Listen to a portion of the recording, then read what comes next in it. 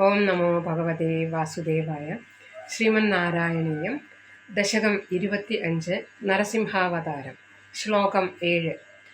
ത്യക്ത്വാ തം ഹതമാശു രക്തലഹരീസിക്തോന്നമദ്വർഷ്മണി പ്രത്യുൽപത്യ സമസ്തദൈത്യപടലീം ചാഖാദ്യമാനേ ത്വയി ഭ്രാമ്യദ്ഭൂമിവികമ്പിതാംബുധികുലം വ്യാലോലശൈലോത്കരം പ്രോത്സർപ്പദ്ഖചരം അചരാചരമഹോ ദുസ്താമവസ്ഥാം ധതൗ.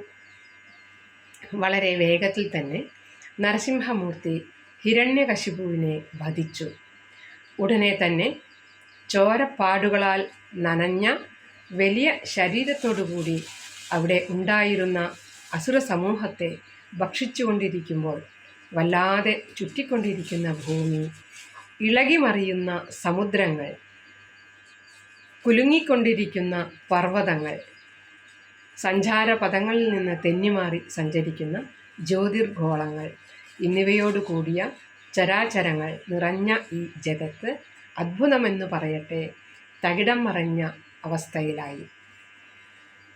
ത്യക്ത്വാ തം ഹതമാശു രക്തലഹരീ സിക്തോന്നമദ്വർഷ്മണി പ്രത്യുത്പത്യ സമസ്തദൈത്യപടലീം ചാഖാദ്യമാനേ ത്വയി ഭ്രാമ്യദ്ഭൂമിവികമ്പിതാംബുധികുലം വ്യാലോലശൈലോത്കരം പ്രോത്സർപ്പദ്ഖചരം ചരാചരമഹോ ദുസ്താമവസ്ഥാം ധതൗ.